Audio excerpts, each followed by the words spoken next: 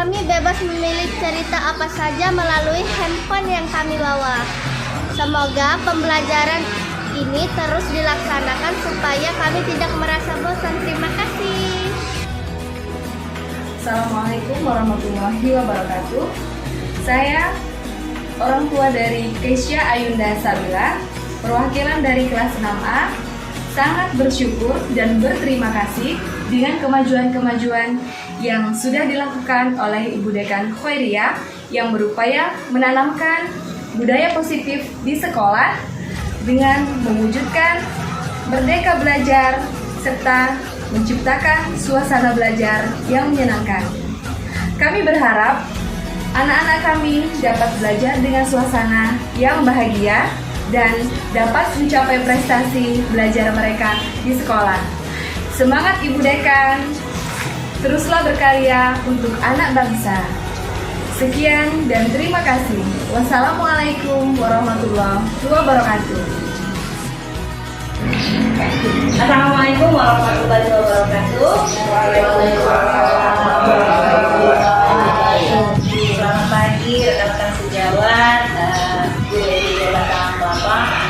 Sebelumnya saya sangat mengucapkan terima kasih yang sebesar-besarnya atas kesediaan waktu dari ibu-ibu dan bapak untuk hadir di sini dalam kegiatan CDP kami, yaitu mensosialisasikan paket modul 1. Tidak lupa puji syukur kita panjatkan kehadiran Allah Subhanahu wa Ta'ala karena beliau telah memberikan kita dengan sehat, kesempatan bisa berkumpul di kelas 6A ini.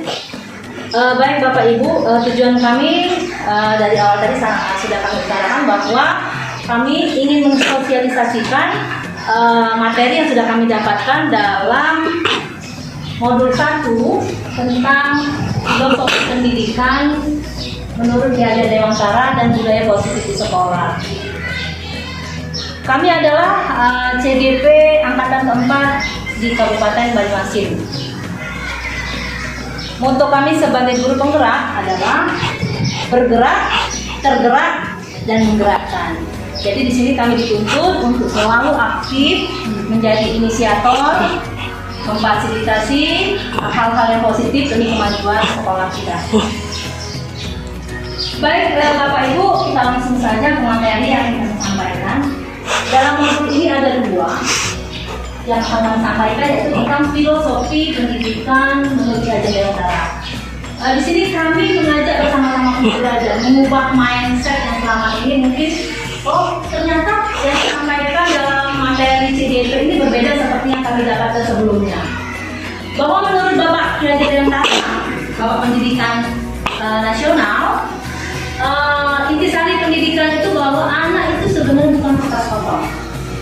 Selama ini kita selalu anak itu sebenarnya kertas atau bagaimana? Kan ada anak di sekolah itu ketika ditanya dia sangat cerdas menjawab. Itu sebenarnya dia sudah punya bakat alami. Kita harus menggalinya bagaimana potensi speakingnya itu bisa bagus. Gitu. Kemudian kemampuan seni. Misal anak itu punya suara yang bagus, Tuhan sudah memberi dia suara yang berbeda dengan berkarakter tidak seperti temannya. Kita harus menggali potensi itu agar dia tumbuh sesuai dengan kodratnya, kodrat alami. Yang kedua ada yang namanya kodrat zaman. Jadi Bapak Ibu, anak kita itu harus kita tuntun sesuai dengan kodrat zaman. Nah, sekarang ini sudah ada peradaban abad ke-21 artinya di mana teknologi itu sangat berperan. Jadi bagaimana caranya kita itu dulu bisa menuntun anak itu untuk mampu menggunakan IT dalam tanda kutip penggunaannya secara positif, jadi mengarahkan.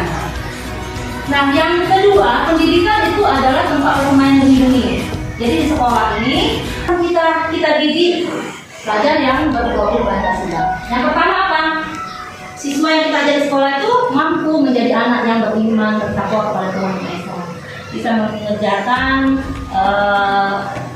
peraturan atau perintah agamanya sesuai dengan agama yang dianutkan. Kemudian lagi anak itu harus bisa mandiri, jadi tidak cengeng.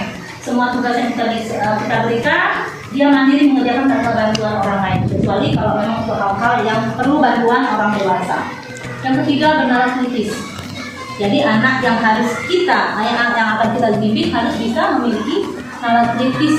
Jangan hanya dia menerima apapun yang diberikan oleh gurunya. Kreatif, jelas. Anak-anak Indonesia yang kita didik harus memiliki kreativitas yang tinggi. Artinya dia boleh mempunyai ide-ide tersendiri, dan itulah tugasnya kita guru menuntun agar kreativitasnya itu menjadi kreativitas yang bermanfaat. Selanjutnya gotong royong. Pasti Bapak Ibu di kelas sudah selalu mengajarkan. Salah satu contoh bentuknya adalah tiket kelas, itu adalah merupakan bentuk gotong royong. Dan terakhir, berkebinekaan global. Mengajarkan kepada anak bahwa kita ini berbeda, tetapi perbedaan itu bukan menjadikan kita untuk berselisih, tetapi untuk saling melengkapi, baik itu berbeda agama, suku, kemudian bahasa, dan latar belakang keluarga. Baik, selanjutnya.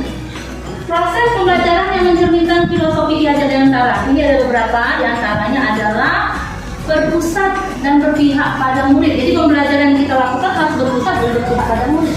Bagaimana pembelajaran yang berpusat dan berpihak pada murid? Ya tentunya pembelajaran itu kita harus bisa, yang aktif itu anak, bukan guru. Kemudian anak leluasa menuangkan apa yang dia inginkan.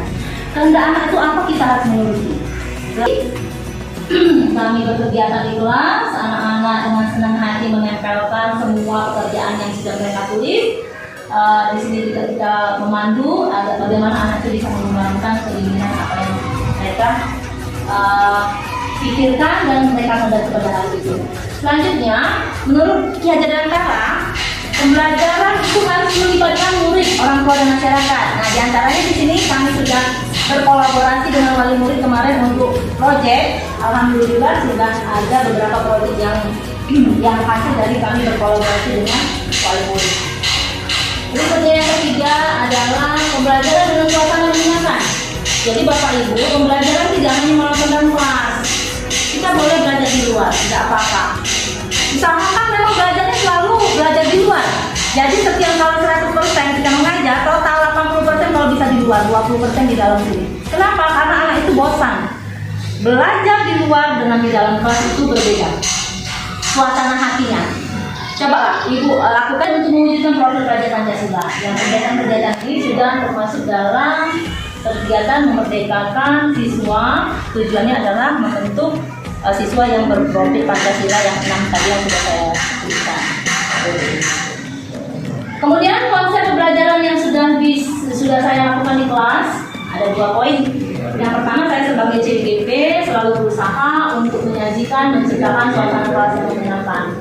Salah satunya yang Bapak Ibu saksikan di kelas 6A ini sebenarnya sebagai upaya wujud saya untuk menciptakan bagaimana anak bisa ada sesuatu yang berbeda. Oh, kelasnya seperti ini, berbeda dari kelas yang lain. Senang, bahagia, nyaman. Itu sebenarnya tujuan utama yang kami inginkan dari kegiatan kami dalam proyek pembelajaran guru penggerak. Yang kedua, belajar sambil bermain. Bapak Ibu, bermain itu adalah masa anak-anak. Memang anak-anak itu sebenarnya masa bermain. Jadi jangan sekali-sekali kita berpikir bahwa belajar itu anak harus mengikuti apa yang kita inginkan. Anak harus bisa sesuai apa yang kita inginkan. Tidak. Belajar itu belajar yang menyenangkan, tanpa tekanan, tanpa paksa. Hanya boleh mengarahkan, tapi kita tidak boleh mengubah dan tidak boleh memaksa. Kemudian seorang guru itu adalah pamong. Ya tadi menuntun. Ada istilah dari Ki Hajar Dewantara Teguh Mandayani Ingaso Sintuludo Ingaso Malungkaso. Artinya kita itu menjadi teladan, menjadi panutan. Jadi jika kita ingin anak-anak kita berhasil, tentunya dimulai dari guru. Semua guru itu adalah contoh. Kalau guru makan sambil berdiri, anak mungkin makannya sambil berlari. Istilah yang bisa kita dengarkan. Nah, untuk filosofi Ki Hajar Dewantara mungkin ada beberapa yang ingin ditanyakan dari Bapak Ibu guru. Sudah silakan. Ada yang ingin ditanyakan sebelum kami masuk ke budaya positif materi modul yang berikutnya. Silakan Bapak Ibu. Oh iya, silakan Mela, Ibu Mela. Assalamualaikum warahmatullahi wabarakatuh. Waalaikumsalam. Dari yang sudah ditanyakan tadi, ada yang saya ingin tanyakan, apa yang bisa kita terapkan agar pembelajaran di kelas kita ini mencerminkan pemikiran Ki Hajar Dewantara. Baik, terima kasih Ibu Mela, pertanyaan sangat bagus sekali. Dan pertanyaan yang membawa aura positif kita semua, bahwa bagaimana caranya menciptakan pembelajaran yang mencerminkan pemikiran Ki Hajar Dewantara. Kita awali tadi bahwa pembelajaran menurut Ki Hajar Dewantara itu adalah pembelajaran yang berpusat kepada siswa. Jadi ingat, setiap kali kita belajar, yang lebih aktif itu sebenarnya siswa, bukan kita. Jangan sekali-sekali kita memberi materi sepanjangan dari awal sampai pulang itu kita sendiri yang berbicara. Usahakan anak yang bisa berkomunikasi, memberikan komunikasi kepada kita, kepada teman-temannya, bisa melalui presentasi. Yang kedua, belajar itu tidak mesti di dalam kelas. Berulang kali kami di CPP juga selalu diajarkan, belajar itu boleh di mana saja. Jadikan lingkungan sekolah sebagai sumber belajar. WC pun bisa dijadikan sebagai sumber belajar. Kenapa? Disitulah kita bisa mengajarkan kebersihan, kedisiplinan, kemudian kemandirian. Jadi apapun yang ada di sekolah, sekecil apapun itu jadi media pembelajaran. Banyak sekali sebenarnya itu Bapak ya, yang bisa kita gunakan, kita eksplor di lingkungan sekolah ini. Nah yang ketiga, usahakan dengan siswa itu harus ada hubungan batin yang kuat, kasih sayang. Anak-anak tidak akan dekat dengan kita sebagai guru kalau dia sudah punya perasaan aktif. Nah dimulai dari apa? Mungkin suara. Walaupun suara sangat mempengaruhi itu. Kita berbicara menurut kita tidak ada maksud, tapi kita menyebab itu sudah, kalau anak yang sudah pernah dia pasti akan menurut ibu marah dengan saya, padahal sebenarnya tidak marah. Itu budaya positif. Ini penting juga kami sampaikan. Kenapa? Karena budaya positif ini menurut Ki Hajar Dewantara itu bagian dari filosofi pendidikan. Kita guru ini ibarat petani Bapak Ibu. Kenapa guru petani? Petani itu pasti kan pengen memiliki hasil yang baik kan? Hasil yang ditanam pasti harus yang baik, yang bagus, yang berkualitas. Nah begitu kita ini petani. Siapa benih-benihnya? Benih-benihnya adalah siswa-siswa kita. Bagaimana kita memberikan suasana yang nyaman supaya anak kita itu bisa. Budaya positif adalah bahwa sekolah menyediakan lingkungan positif, aman dan nyaman, tadi sudah saya jelaskan. Yang kedua adalah membentuk kedisiplinan dengan membuat kesepakatan kelas. Nah di sini Bu, setiap kelas usahakan punya kesepakatan kelas. Apa itu kesepakatan kelas? Beda dengan peraturan kelas. Kesepakatan kelas itu adalah hasil rembukan kita dengan anak-anak. Jadi sebelum contohnya ini kami sudah membuat keyakinan kelas atau kesepakatan kelas. Ini adalah hasil kesepakatan kami dengan beberapa murid. Jadi jangan saya yang membuat. Ajak diskusi. Kelas 1 kelas 2 bisa Bu? Oh bisa. Nah kamu pengennya situasi itu apa yang kamu inginkan supaya kelas kita ini nyaman? Oh Bu, jangan saling pinjam alat tulis. Misalnya dia suka ngambil alat tulis. Oh bisa ya. Ya kalau misalnya itu benar menurut kita boleh kita punya alat tulis sendiri. Jadi pertama buat dulu, tiap kelas wajib punya kesepakatan yang membentuk kesepakatan kelas. Kalau peraturan kelas itu bukan disiplin seperti yang dibuat oleh sekolah. Kalau kesepakatan kelas itu hasil dari kesepakatan kita sama-sama, jadi anak dilibatkan. Kelas 1 juga boleh dibuat seperti itu, ditulis, dicatat dan harus dilaksanakan. Kan sudah kesepakatan kali ya, jadi kita enak kalau misalnya ada anak yang melanggar, nanti kita akan bahas. Kemudian cara utama membentuk disiplin yang pertama harus ada motivasi internal. Artinya kebiasaan untuk disiplin itu harus datang dari dalam diri anak sendiri. Harus dari dalam anak sendiri, dia ingin berubah. Yang paling penting poin 1. Jadi kalau mau disiplin itu harus datangnya dari dalam diri sendiri. Jangankan anak-anak orang tua juga yang salah utama. Tapi bagaimana kalau anak itu misalnya tidak sadar? Tidak ada motivasi dari dalam untuk melaksanakan disiplin diri. Baru kita bantu. Itulah namanya motivasi eksternal. Dibantu oleh orang lain. Siapa yang membantu? Kalau di lingkungan sekolah kita dulu. Kita yang membantu. Tapi poin yang paling penting adalah dimulai dari diri sendiri. Nah, kita membantu anak untuk membentuk kedisiplinan melalui apa tadi? Keyakinan kelas yang sudah kita lihat. Kemudian selanjutnya anak-anak yang tidak disiplin di kelas itu sebenarnya bukan anak yang nakal Bapak Ibu. Perlu kita garis bawahi. Anak-anak yang melanggar kedisiplinan atau melakukan hal yang tidak baik di kelas itu punya tujuan sendiri-sendiri, punya latar belakang sendiri-sendiri. Apa itu? Ada beberapa tindakan yang membuat dia melakukan hal-hal yang menurut kita melanggar disiplin. Nah, di sini ada karena dia ingin memenuhi kebutuhan dasarnya sebagai manusia. Di sini nanti akan kami jelaskan. Nah, pemenuhan kebutuhan dasar itu dapat dipenuhi dengan cara positif dan negatif. Jadi anak itu sebenarnya melakukan hal-hal yang melanggar aturan itu karena ingin memenuhi kebutuhan dasarnya. Tapi dilakukannya dengan cara yang negatif. Gitu. Dia ingin orang lain itu mengakui agar anak itu bisa melakukan tidak melanggar disiplin tapi dengan cara yang negatif. Kebutuhan dasar manusia, jadi anak-anak itu melakukan kegiatan atau yang melanggar hal-hal yang melanggar disiplin karena yang pertama dia ingin bertahan hidup. Bertahan hidup, apakah kita ingin hidup di segala cara? Tidak. Tetapi di kelas juga kadang ada anak pernah nggak ibu mengalami ada anak yang suka ngambil makanan temannya. Makanan temannya langsung dimakan tanpa merasa berdosa. Nah itu sebenarnya dia ingin memenuhi kebutuhan dasarnya bertahan hidup. Ini contoh kasusnya misalnya seperti ini. Pada saat istirahat, Doni mengganggu temannya dengan cara menyembunyikan kotak makan temannya dan memakan semua makanan yang ada pada kotak makan tersebut sehingga temannya menangis dan mengadu pada guru. Sering kita ada saja, bukan sering maksudnya mungkin saja bisa terjadi di kelas kita Bapak Ibu yang hal seperti ini. Nah dia melakukan ini sebenarnya punya tujuan. Dari yang 5 tadi ada di antara tujuan itu yang diambil. Seperti yang saya jelaskan tadi. Jadi kalau seperti ini, bagaimana cara kita mencari solusinya supaya anak tersebut bisa kembali lagi ke kelompoknya, tidak lagi merasa dirinya itu nakal atau misalnya merasa anak itu anak yang tidak bisa diatur. Ada lagi kita bisa memberikan solusi. Kita berdiri di kelas ini, posisi kita sebagai apa?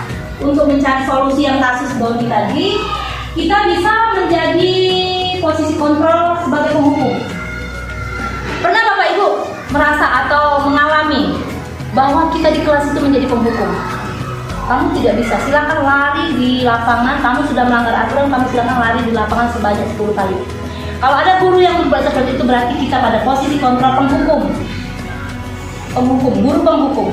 Nah, akibatnya apa kalau kita sering melakukan seperti itu? Murid merasa sakit hati dan dendam. Pasti itu. Jadi hindari yang posisi kontrol seperti ini. Yang kedua, membuat orang lain merasa bersalah. Misal anak melanggar aturan, kita bilang seperti ini. Kamu tidak merasa ya nak, kalau seandainya orang tua kamu berada di posisi seperti ini, kita tidak boleh ngomong seperti itu. Kenapa? Dia membuat dia akan merasa sangat bersalah, kemudian merasa diri dia sangat berdosa. Kita guru tidak boleh membuat itu. Yang ketiga, sebagai teman, kita aja sebagai teman, boleh. Tetapi kalau sebagai teman, ini akibatnya kita akan kecewa ketika kita keinginan kita untuk berubah tidak dipenuhinya. Dia masih tetap nakal. Kita menganggapnya seperti teman. Waktu kita menasehati, kita ajak berbicara seperti dengan teman, maksudnya itu tidak ada batasan. Tetapi ketika dia tidak melaksanakan apa yang kita inginkan, kita akan merasa kecewa. Jadi posisi kontrol guru sebagai teman ini juga agak kurang bagus. Nah yang keempat, posisi kontrol kita dalam menyelesaikan masalah-masalah yang ada di sekolah ini sebagai monitor atau pemantau, memata-matai. Bagaimana caranya? Ya, guru bertanggung jawab mengontrol keadaan hati murid dengan stiker, boleh emoji, daftar cek. Jadi Bu, Bapak Ibu boleh misalnya, Bu Asli mau tahu sih keadaan hati anak kita ini, bagaimana caranya? Kita buat stiker emoji. Seperti ini kami sudah buat suasana hatiku. Ini salah satunya. Ketika anak masuk ke dalam kelas, mereka langsung membalik. Kalau dia sedang sedih, dia balik yang sedih. Kalau dia sedang gembira, dia akan membalik yang gembira. Ini salah satu posisi kontrol pemantau, monitor. Jadi secara tidak langsung kami tahu suasana hatinya. Jadi misalnya di sini Laya sedang marah, saya lihat ini Laya ada namanya, kita ambil Laya, silakan maju ke depan ya Bu. Ibu lihat kayaknya suasana hatinya dia sedang bahagia. Boleh Laya menceritakan kepada teman-teman nggak bahagianya seperti apa? Nah jadi dia dengan stiker itu dia akan bercerita. Oh tadi Bu saya dapat uang dikasih sama paman datang. Ternyata dikasih uang untuk ini katanya untuk beli apa? Sepeda, karena saya tahu saya nabung uang sedikit-sedikit untuk beli sepeda. Jadi begitu hasilnya dapet, pemantau kontrolnya juga kita dapat. Nah Bapak Ibu boleh terapkan di kelas. Tidak apa-apa kita berbagi kebaikan, mana yang bisa diambil silakan. Yang berikutnya adalah posisi kontrol kita dalam menyelesaikan solusi atau masalah anak di kelas itu sebagai manajer. Nah, yang paling bagus adalah sebagai manajer. Apa itu manajer? Manajer itu membimbing murid berbuat sesuatu. Bisa sih masalah itu bisa menggunakan dengan segitiga restitusi, yaitu proses menciptakan kondisi murid untuk memperbaiki kesalahan yang dilakukan sehingga mereka bisa kembali ke kelompoknya dengan karakter yang lebih kuat. Kolaborasinya guru dengan siswa. Bagaimana caranya? Nah, ketika anak melakukan kesalahan, jangan langsung kita marahi di hadapan anak banyak. Kita panggil, kita berbicara empat mata, kita stabilitaskan identitasnya. Bagaimana cara menstabilitaskan? Bisa dengan kalimat seperti ini. Nak, sini, ibu tanya dulu, kenapa tadi berbuat seperti itu? Ibu yakin kamu pasti punya alasan melakukan itu. Jangan takut. Semua manusia pasti pernah melakukan kesalahan. Kita redam dulu emosinya. Itu namanya menstabilitaskan kualitas Indonesia, khususnya di sekolah kita masing-masing, dan mampu menciptakan budaya positif yang pada muaranya akan tercipta pelajar Pancasila yang berprofil pelajar yang berprofil Pancasila. Baik, sebelum saya tutup, adakah pertanyaan yang bisa yang ingin diajukan? Oh ya, silakan Pak Rama. Sedikit Bu mau bertanya apa dari yang sudah Ibu sampaikan tadi mengenai kedisiplinan anak. Nah, di sekolah kita ini kan tidak boleh memberikan hukuman fisik. Nah, apa solusi terbaik agar kita dapat meningkatkan kedisiplinan anak? Terima kasih. Baik, ya, terima kasih Pak Rama. Benar, seperti yang tadi sudah diungkapkan bahwa kita jangan sekali-kali memberikan hukuman fisik karena itu akan membuka sekali dan anak akan mengingatnya sepanjang hidupnya. Nah, bagaimana caranya? Seperti yang tadi, kita harus berfungsi sebagai manajer. Jadi kita di sekolah ini selain mengajar tapi harus juga memiliki fungsi kontrol sebagai manajer. Artinya kita harus mencari anak-anak yang bermasalah, kita harus carikan jalan atau keluarnya atau solusinya. Ya, hukuman fisik sangat dilanggar karena itu melanggar hak asasi manusia, dan kita juga bisa dikenakan pasal-pasal yang berhubungan dengan pelanggaran hukum. Nah, itu saja. Kalau untuk tidak memberi hukuman dengan banyak memberikan membuat kesepakatan kelas bersama-sama agar anak itu yakin bahwa apa yang sudah ditulisnya itulah yang harus dilaksanakan. Kemudian pendekatan secara pribadi, kemudian membantu anak untuk mengeluarkan dirinya dari masalah-masalah yang besar. Yang jelas sekali hubungan batinnya tetap harus dilaksanakan. Anggaplah anak itu seperti anak kita sendiri, meskipun ada beberapa mungkin kelakuan yang sangat menjengkelkan hati kita. Karena memang guru itu identik sebagai orang tua kedua di sekolah. Itu saja Bapak Ramaya. Terima kasih atas partisipasinya, terima kasih atas pertanyaannya. Ini yang bisa kami sampaikan dalam sosialisasi filosofi Ki Hajar Dewantara serta budaya positif yang harus dilaksanakan di sekolah.